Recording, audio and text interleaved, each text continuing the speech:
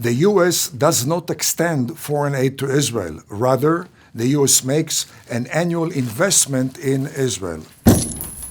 This investment yields to the American taxpayer an annual return on investment of several 100%.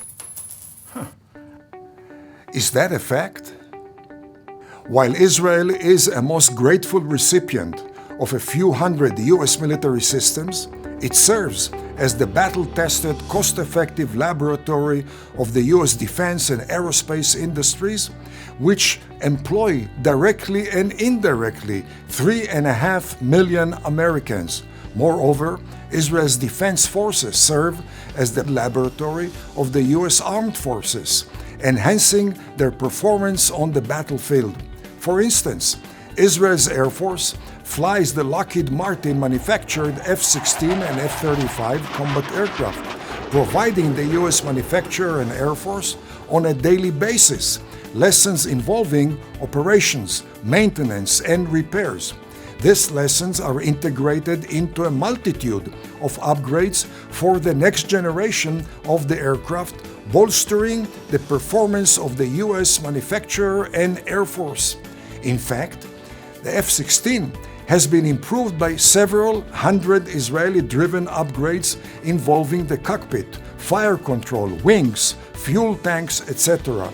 It has spared Lockheed Martin between 10 and 20 years of research and development, which amounts to billions of dollars, improving the competitiveness of Lockheed Martin, which increases its multi-billion-dollar exports while expanding Lockheed Martin's employment base, a mega-billion-dollar bonanza. A similar mega-billion-dollar bonanza is enjoyed by Boeing, the manufacturer of the F-15 combat aircraft, which is also flown and upgraded by the Israeli Air Force. Moreover, Israel is the AAA store of many U.S. defense and aerospace industries and their many subcontractors, serving as a multiplier of export to countries which assume that Israel's use of these U.S. military systems constitutes a most reliable stamp of approval.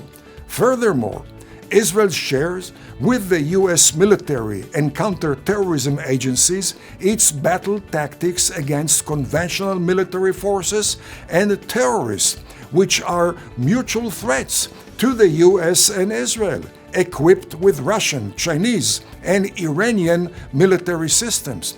In fact, much of the formulation of U.S. battle tactics is based on the Israeli experience. For example, U.S. Special Operation Units and urban warfare specialists are trained by Israeli experts in neutralizing car bombs, improvised explosive devices, and suicide bombers.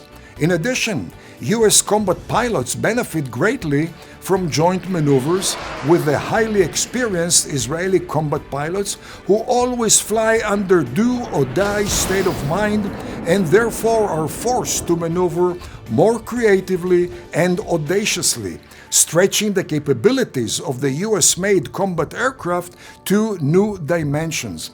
General George Keegan, who was the head of U.S. Air Force intelligence, stated that the U.S. would have to establish 5 CIAs in order to procure the intelligence provided by Israel, which includes the foiling of anti-U.S. terrorism, kidnapping and bombing, securing airliners and airports, and providing the U.S. with vital data on the performance of advanced Soviet-Russian military systems. The annual budget of one CIA is around $15 billion. Israel is a unique force multiplier for the U.S., extending the strategic hand of the U.S., securing vulnerable pro-U.S. Arab regimes, and deterring conventional wars and terrorism without the presence of U.S. troops on its soil, unlike NATO countries Japan and South Korea.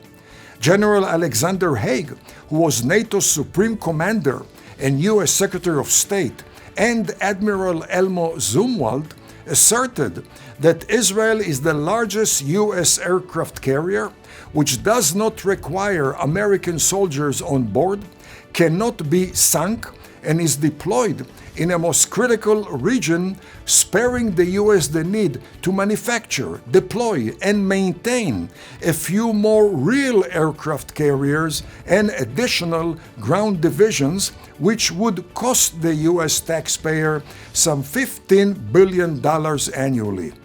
Over 200 U.S. high-tech giants, which employ several million Americans, have established research and development centers in Israel. They leverage Israel's brainpower in order to increase U.S. production and expand U.S. exports and employment.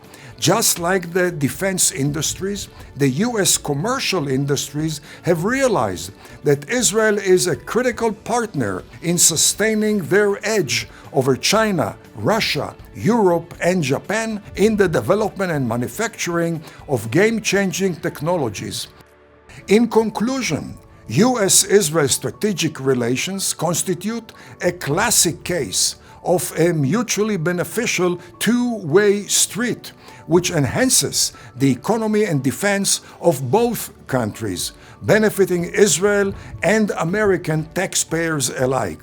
Israel is neither foreign to the U.S., nor does it receive aid.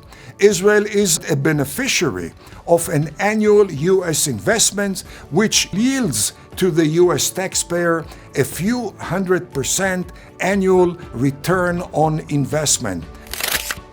A mega billion-dollar bonanza.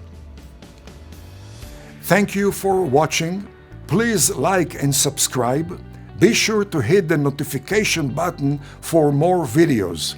The next video will highlight the milestones which transformed Israel from a misperceived liability to a unique strategic asset and force multiplier for the USA. For more information, please visit theettingerreport.com and/or write yoramtax@gmail.com.